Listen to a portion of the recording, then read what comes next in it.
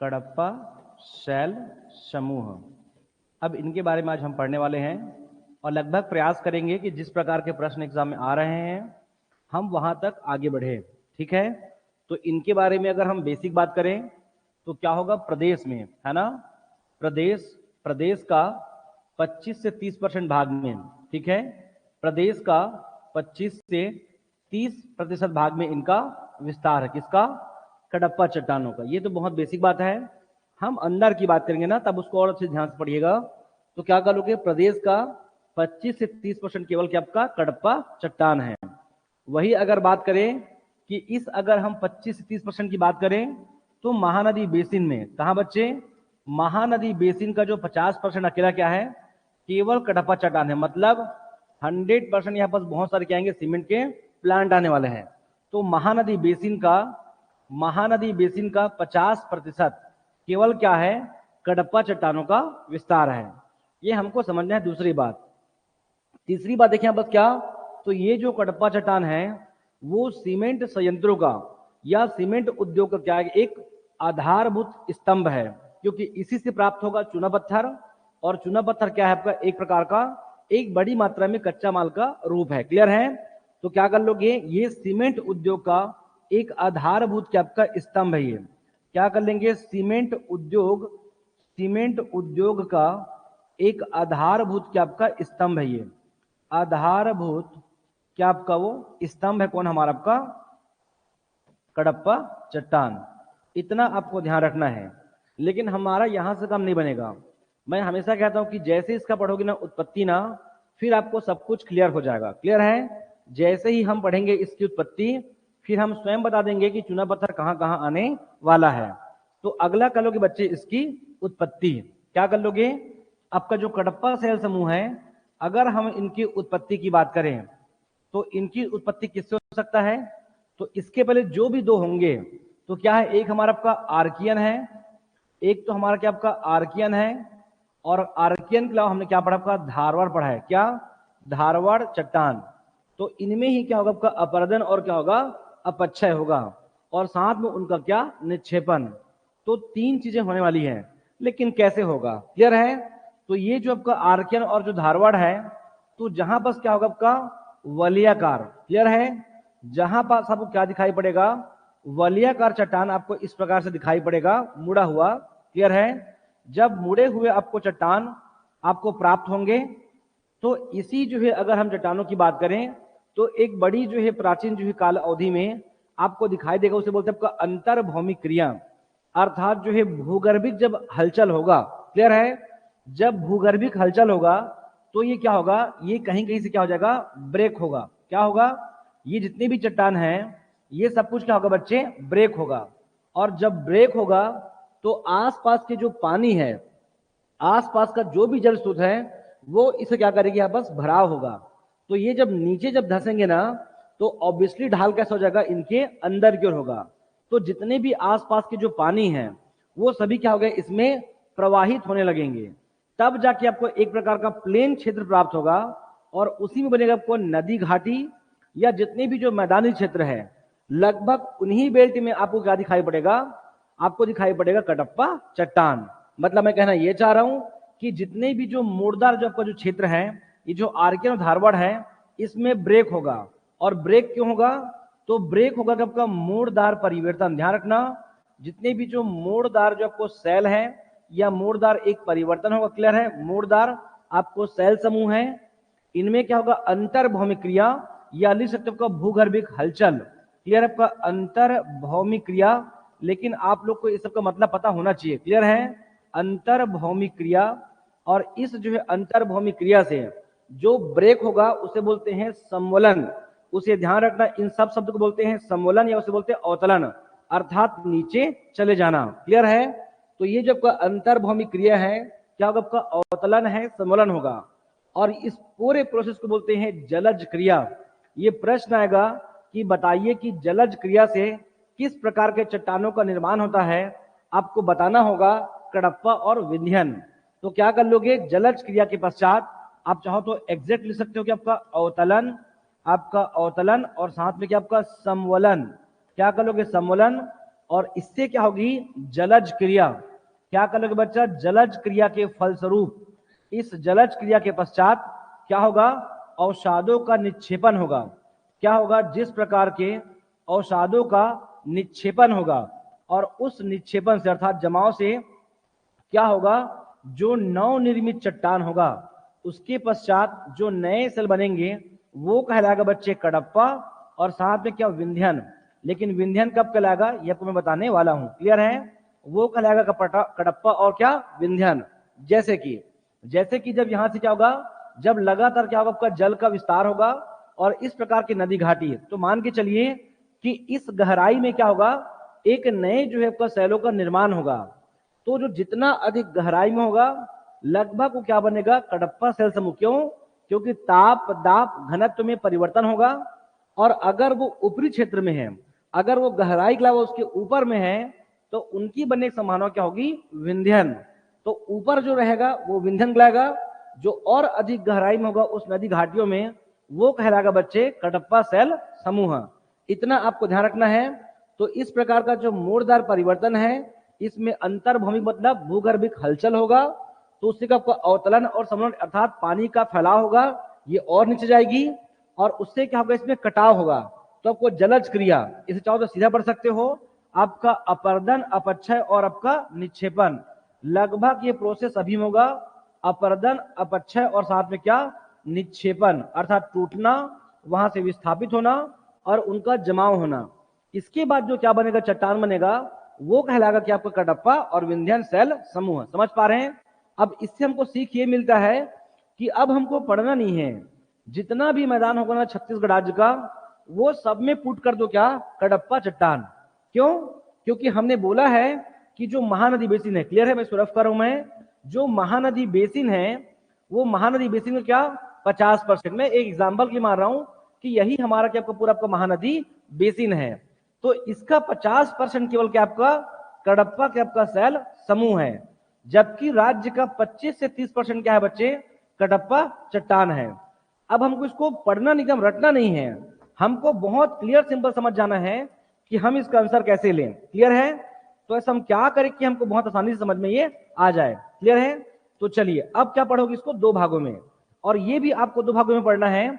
एक कर लोगे आपका ऊपरी रायपुर सीरीज, एक को बोलते हैं ऊपरी रायपुर सीरीज, ऊपरी रायपुर सीरीज, और साथ ही साथ आपको ध्यान रखना है क्या, निचली चंद्रपुर, मतलब इनकी मोटाई के आधार पर निचली क्या बच्चे, चंद्रपुर जो क्या आपका सीरीज, चंद्रपुर सीरीज मतलब जो कडप्पा चट्टानों का भी जो विस्तार होगा वो कहीं अधिक मोटी होगी तो कहीं बस क्या होगी, वो पतली होगी। यहां तक का 500 मीटर तक उसका जमा होता है, इस बात को ध्यान रखेंगे।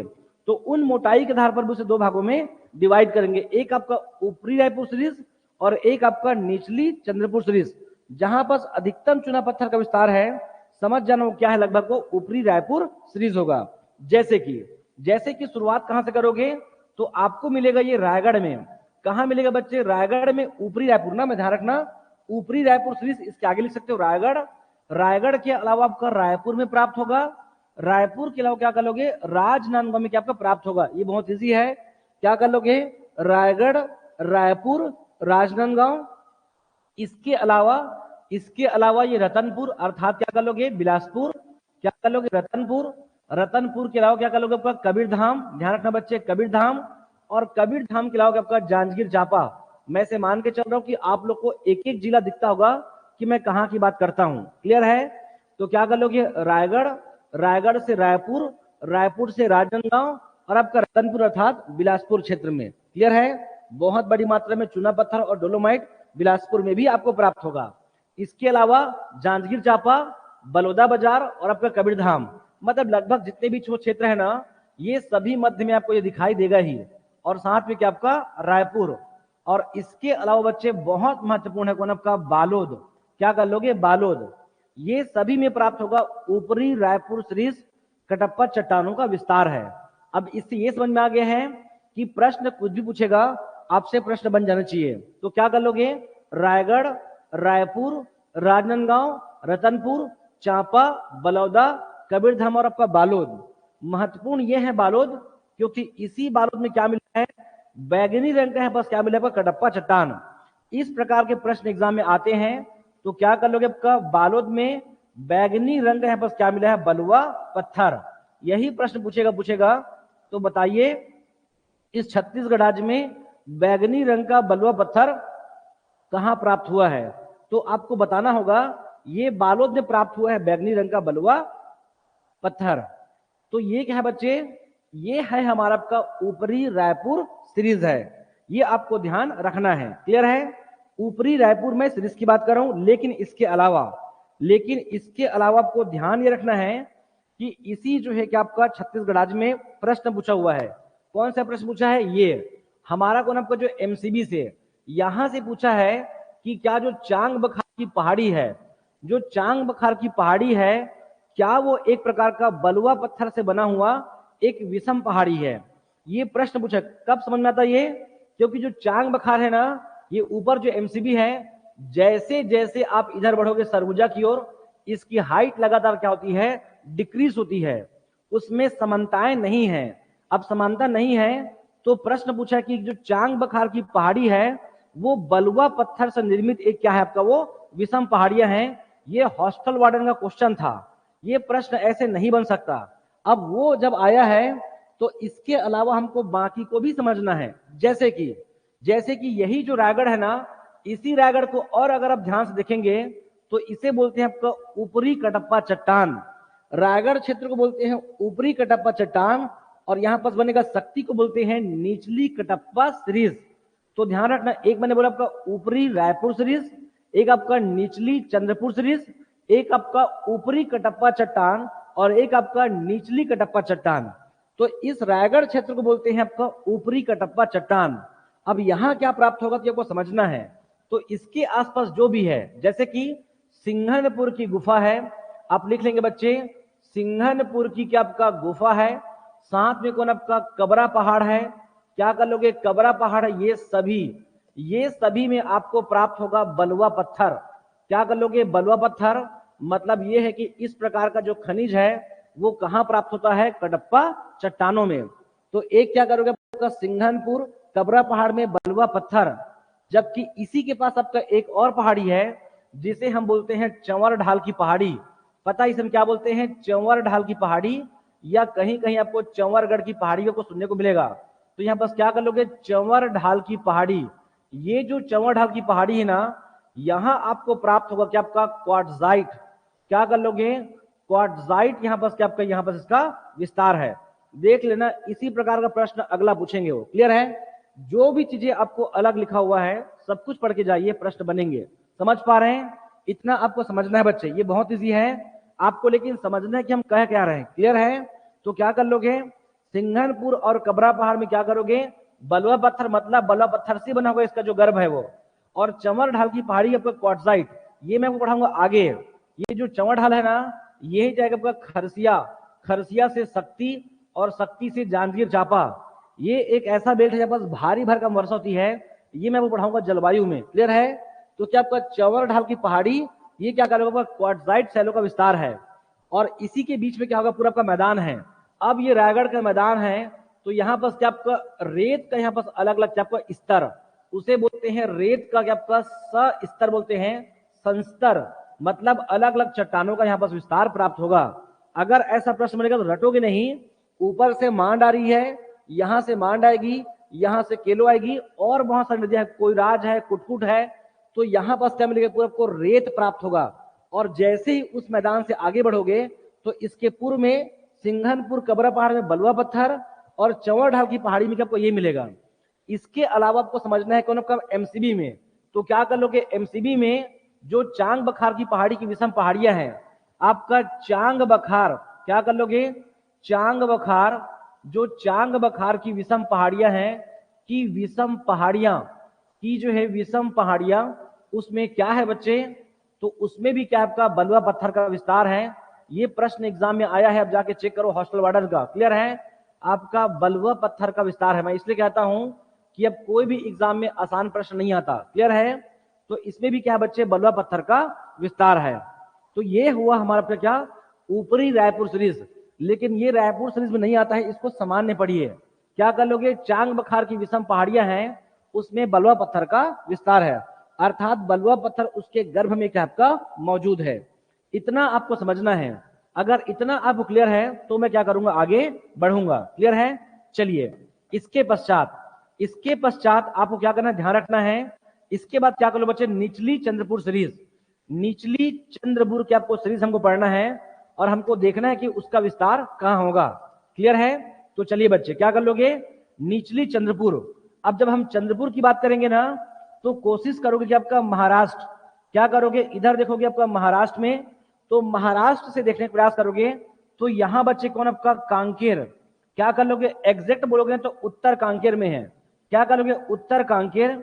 उत्तर कांकेर के अलावा क्या करोगे, धमतरी, क्या कर लोगे, धमतरी। धमतरी के अलावा क्या कर लोगे बच्चे, राजिम, क्या कर लेंगे, राजिम। और राजिम के अलावा क्या कर लोगे, ये महासमुंद, क्या कर लेंगे, महासमुंद। और महासमुंद के अलावा क्या कर लोगे, यहां पर क्या आपका रायगढ़, रायगढ़ नहीं, यहां पर क्या कर लोगे, सारंगगढ़।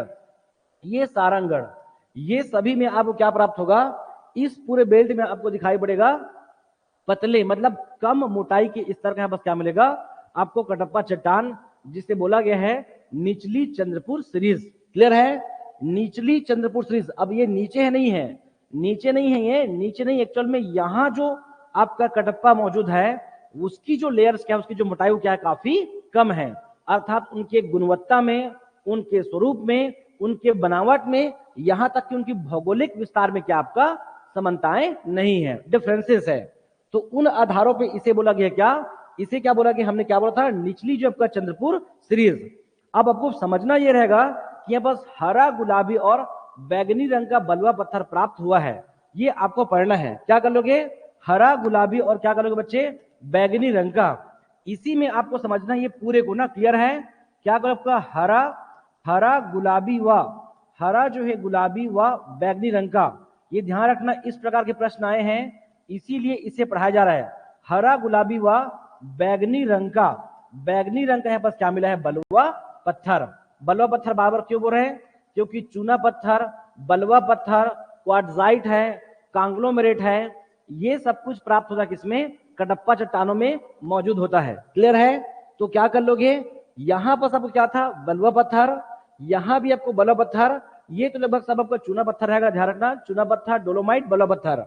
लेकिन आपको स्पेशली ध्यान रखना है, ये जो कांकेर है, धमतरी है, राजिम है, महासमुंद है, सारंगगढ़ है, इसमें आपको दिखाई पड़ेगा आपका हरा, गुलाबी व बैगनी रंग का बलुआ पत्थर प्राप्त होगा।